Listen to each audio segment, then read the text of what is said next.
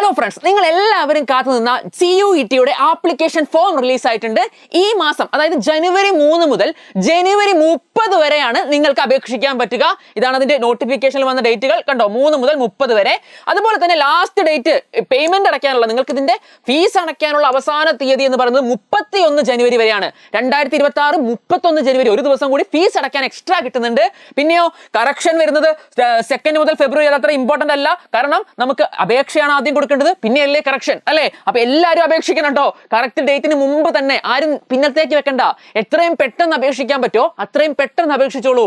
ഇനി സിറ്റിയും കാര്യങ്ങളൊക്കെ അവർ പിന്നീട് അപ്ഡേറ്റ് ചെയ്യും. ഡേറ്റ് ഓഫ് എക്സാമിനേഷൻ പറഞ്ഞേക്കുന്നത് ഏകദേശം അവർ ഫിക്സ് ചെയ്തേക്കുന്നത് ഇങ്ങനെയാണ്: 11th മെയ് തൊട്ട് 31st മെയ് വരെ. അതിനിടയ്ക്കായിരിക്കും എക്സാംസ് നടക്കുന്നുണ്ടാവുക. ഇനി പിന്നെ അവർ റിസൾട്ട് ഒക്കെ ഈ സൈറ്റിൽ തന്നെ അപ്ലൈ ചെയ്യും. ഏതാ സാറ് വെബ്സൈറ്റ്? ഇതാണ് വെബ്സൈറ്റ് കേട്ടോ, CUET.NDA.NIC.in. ഈ റിസൾട്ടും ഈ വെബ്സൈറ്റിൽ തന്നെ പിന്നീട് അവർ പ്രഖ്യാപിക്കുന്നതായിരിക്കും. ഓക്കെ, സോ ഈ എക്സാമിന് അപേക്ഷിക്കുമ്പോൾ നിങ്ങൾക്ക് ഒരുപാട് സംശയങ്ങൾ നിങ്ങളുടെ മനസ്സിൽ വരും. അപ്പോൾ നിങ്ങളുടെ ആ സംശയങ്ങളും നിങ്ങളുടെ ആ ബുദ്ധിമുട്ടുകളും ഒക്കെ മനസ്സിലാക്കിക്കൊണ്ട് എഡ്യൂപോർട്ട് ഒരുക്കുന്നു നിങ്ങൾക്ക് ഒരു ഹെൽപ്പ് ഡെസ്ക്. ഇതാണ് നിങ്ങളുടെ ഹെൽപ്പ് ഡെസ്ക് നമ്പർ. നിങ്ങൾക്ക് ഈ നമ്പറിലോട്ട് നിങ്ങൾക്ക് CUET അപേക്ഷിക്കുമ്പോഴൊക്കെ ഈ സബ്ജക്റ്റുകളെ പറ്റിയും അല്ലെങ്കിൽ നിങ്ങളുടെ ലക്ഷ്യത്തിനനുസരിച്ചിട്ടുള്ള സംഭവങ്ങൾ, കോളേജുകൾ, അങ്ങനെ നിങ്ങളുടെ സംശയങ്ങൾ ഏതുമാകട്ടെ നിങ്ങളെ സഹായിക്കാൻ വേണ്ടി എഡ്യൂപോർട്ട് ഒരുക്കിയിരിക്കുന്ന ഹെൽപ്പ് ഡെസ്ക് നമ്പറാണ് ഈ കാണുന്നത്. നിങ്ങൾ എല്ലാവരും ഇത് സേവ് ചെയ്ത് വെച്ചോളൂ.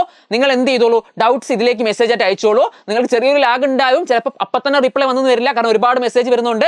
എങ്കിലും നിങ്ങൾക്ക് എന്ത് ചെയ്യും, നിങ്ങൾക്ക് വേണ്ട ആൻസർ കറക്റ്റ് ആയിട്ട് കിട്ടും. ഓക്കെ, സോ ഈ Eduport help desk number note ചെയ്ത് വെക്കുക. ഇനി സാർ സബ്ജക്ട്സ് ഒക്കെ ഏതൊക്കെ എഴുതണം? നിങ്ങൾ ഇപ്പോൾ +2 പഠിക്കുന്ന എല്ലാ സബ്ജക്റ്റും അങ്ങ് രജിസ്റ്റർ ചെയ്ത് വെച്ചേക്ക്. നിങ്ങൾ എഴുതുന്നത് എന്തായിക്കോട്ടെ, പിന്നീടല്ലേ എഴുതുന്നത് എക്സാം ഒക്കെ, അല്ലേ? സോ ആ സമയത്ത് നിങ്ങൾക്ക് എന്ത് ചെയ്യാം, എക്സാം എഴുതാം. റിസൾട്ട് വന്നതിന് ശേഷമാണ് നിങ്ങൾ എന്ത് ചെയ്യുക, ഈ നിങ്ങൾ എഴുതിയ സബ്ജക്ട് കോമ്പിനേഷൻസ് വെച്ചൊക്കെ ഓരോ കോളേജിലൊക്കെ കൊടുക്കുന്നത്. ഓക്കെ, സോ നിങ്ങൾക്ക് അതുമായിട്ട് ഒരുപാട് ഡൗട്ട് ഉണ്ടാകും, ഇപ്പോഴും സ്റ്റിൽ ഡൗട്ട് ഉണ്ടാകും. അപ്പം മറക്കണ്ട, നമ്മുടെ ഈ ഹെൽപ്പ് ഡെസ്ക് നമ്പർ അല്ലെങ്കിൽ ഈ ഒരു നമ്പർ നോട്ട് ചെയ്ത് വെക്കുക. ഓക്കെ, ഇനി അതേപോലെ നിങ്ങൾക്കുള്ള ഇതുപോലുള്ള ഇൻഫർമേഷൻസും കുറെ കാര്യങ്ങളൊക്കെ നമ്മൾ നൽകുന്ന ഒരു കമ്മ്യൂണിറ്റി നമുക്കുണ്ട്. അതിൽ ജോയിൻ ചെയ്യാനും താഴെ തന്നെ ഒരു ലിങ്ക് ഉണ്ടാവും കേട്ടോ. സോ നമ്മുടെ CUET കമ്മ്യൂണിറ്റിയിൽ ജോയിൻ ചെയ്യുക, ചാനലിലൊക്കെ ജോയിൻ ചെയ്ത് വെച്ചോളൂ. അതുപോലെ തന്നെ ഈ ചാനലൊക്കെ സബ്സ്ക്രൈബ് ചെയ്ത് വെച്ചോളൂ. ഇനി അങ്ങോട്ടേക്ക് നമ്മൾ +2 തന്നെ CUET എന്ന് പറയുന്ന എക്സാമും ക്രാക്ക് ചെയ്യാൻ വേണ്ടി കഷ്ടപ്പെടും എന്ന ദൃഢപ്രതിജ്ഞയോടെ നിങ്ങൾ എന്ത് ചെയ്യുക, എല്ലാവരും മുന്നോട്ട് പോവുക. നിങ്ങൾ ഒറ്റയ്ക്കല്ല, നിങ്ങളുടെ കൂടെ ഞങ്ങളുണ്ട്. സോ മറ്റൊരു വീഡിയോയിൽ കാണാം. അതുവരെ ബൈ.